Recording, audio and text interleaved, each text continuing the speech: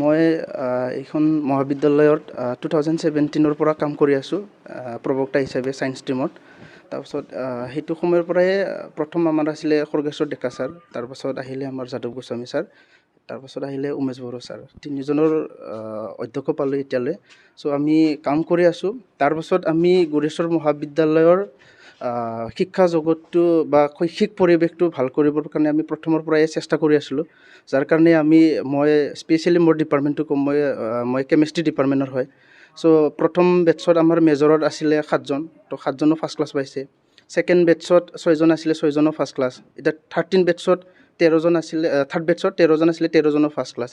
চ' তেনেকুৱাকৈ আমি যদি গৌৰেশ্বৰ মহাবিদ্যালয়খন যদি ভালদৰে যদি আমাক যদি জীৱন এডমিনিষ্ট্ৰেটিভত যিবোৰে বহি আছে সকলোৱে যদি আমাক শিক্ষাৰ পৰিৱেশটো যদি আমাক যদি গঢ়ি দিয়ে, তেতিয়া আমি নিশ্চয় ক'ব পাৰিম যে আমি এই গৌৰেশ্বৰ মহাবিদ্যালয়খন বিশ্বৰ দুৱাৰত বা আমাৰ অসমৰ ভিতৰতে এখন হোৱাটো আমি নিশ্চয় দেখিবলৈ পাম, কাৰণ আমি চবেই কষ্ট কৰি আছিলোঁ। কিন্তু এতিয়া যিহেতু আমি এডমিনিষ্ট্ৰেটিভৰ পৰা একো ছাপৰ্ট নাপাওঁ, কেতিয়াবা পাওঁ প্ৰিন্সিপাল ছাৰক যদি আমি কওঁ যে আমাৰ কিবা অভিযোগবোৰ বা আমাক লেবৰেটৰীবোৰত কিবা কিবি প্ৰয়োজন হয়, তো সেইবোৰ আমি প্ৰিন্সিপাল ছাৰক যদি অৱগত কৰাওঁ, তেতিয়া নিশ্চয় প্ৰিন্সিপাল ছাৰে আকৌ পুলেণ্ডা আৰু খগেনদাক মাতে।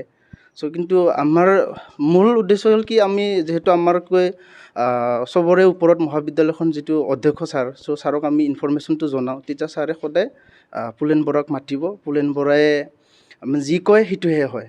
তো সেইটো আমাৰ বাবে দুৰ্ভাগ্যজনক, কাৰণ যিমান যি হ'লেও আমি যিয়ে নহওক, আমাৰ যদি অধ্যক্ষজনে যদি আমাক যদি তেনেকুৱাকৈ যদি আমি যিবোৰ ষ্টেপ বা নেচেচাৰী হেৰিটো বিচাৰোঁ, সেইবোৰ যদি এজন LDL পঢ়া যদি পৰামৰ্শ লৈ পেলাই আমাক যদি গাইড কৰে, তো সেইটো আমি অলপ দুখ পাইছোঁ।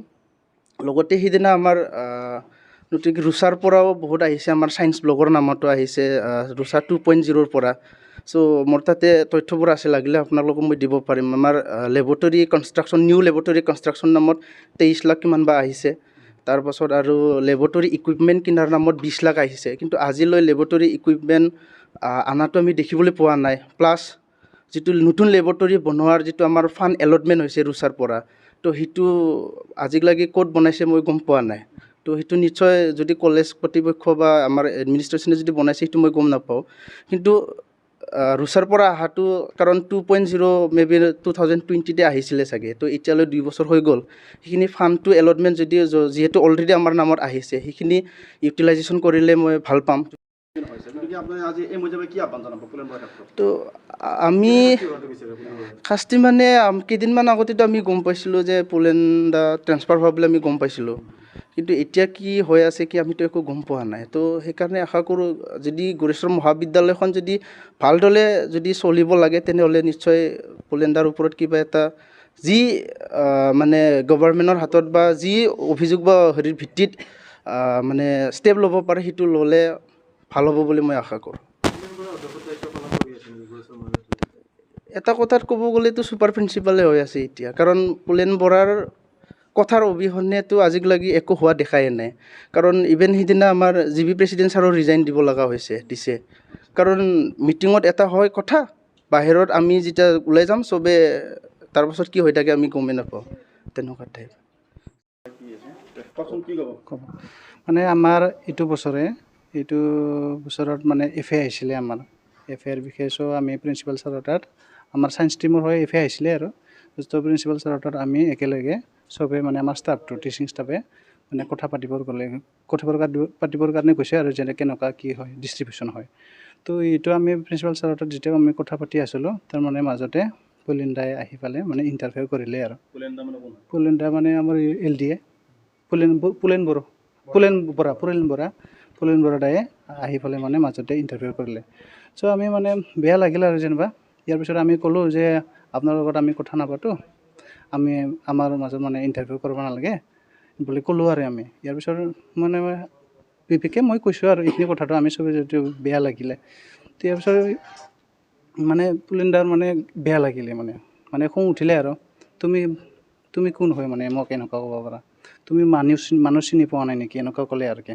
তোমাৰ নিচিনা মোৰ মানে 10জন 20জন 12জন এনেকুৱা মানে এটা নাম্বাৰত ক'লে আৰু কি, যিমান নাম্বাৰত আহে আহক, তেতিয়াহ'লে মই ভয় নকৰোঁ, মোৰ পাৱাৰটো তুমি বুজি পোৱা নাই, এনেকুৱা ক'লে আৰু কি। তোমাক মই চাই ল'ম বুলি ক'লে আৰু প্ৰিন্সিপাল ছাৰৰ টেবুল আছিল নহয়, টেবুলত মানে এনেকুৱা মাৰিলে, তাৰপিছত উংলি দেখাই মোক ক'লে আৰু কি যে তোমাক মই চাই ল'ম বুলি। ইয়াৰ পিছত কি ক'লে আৰু ইয়াৰ পিছত এনেকৈ কিবা কিবি ক'লে, কৈ পেলাই আৰু আমি মনে আছোঁ আৰু একো কোৱা নাই আৰু সি বহুত কৈ আছে। তাৰপিছত আমি কোনো একো কোৱা নাই, আমি মনে শুনি আছোঁ। ইভেন মানে প্ৰিন্সিপাল ছাৰো আছিলে তাতে, এইখিনিয়ে আৰু। এতিয়া যদি আমি কিবা হয় নেচেচেৰী যি একশ্যন ল'ব লাগে তো ল'লে ভাল হয় আৰু কি। এজন টিচাৰক মানে যেনেকুৱা কিবা অফিচ ষ্টাফে কেনেকুৱা মানে এইধৰণে মানে থ্ৰেটেনিং দিব পাৰে, সেইখিনিয়ে। ইভেন মানে প্ৰিন্সিপাল ছাৰে প্ৰেজেণ্ট আছিলে, প্ৰিন্সিপালে একো কোৱা নাই, মনে আছে আৰু চাইলেণ্ট আছে। আমাৰ টিচিং ষ্টাফ আছিলে, মানে আমাৰ কলিগছ আছিলে আৰু তাতে মাজতে। আমি মনে শুনি পেলাই আৰু গুচি আহিলোঁ আৰু যে ইমান এনেকুৱা কৈ আছে বোলে, আমি বাদ দি আহিলোঁ, ঘূৰি আহিলোঁ আৰু কি।